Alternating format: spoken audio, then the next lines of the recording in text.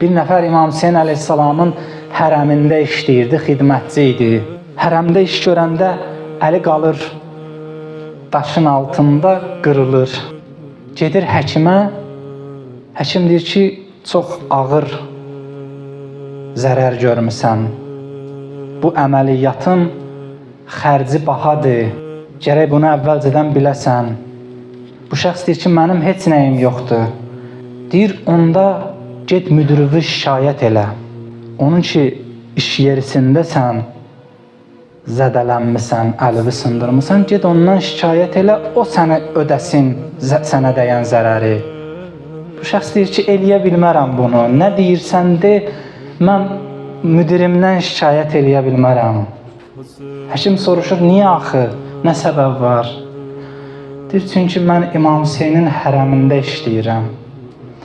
İmam Hüseynin hərəminin xidmətçisiyəm. Mən orada əlimi sındırmışam. Mən Hüseyndən şikayət eləyə bilmərəm.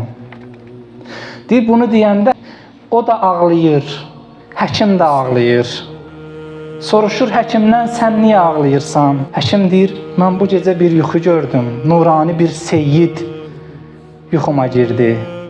Mənə dedi, sabah sənin yanına bizim nökərlərimizdən biri gələcək. Onun nə cibində pulu var, nə kimsəsi var.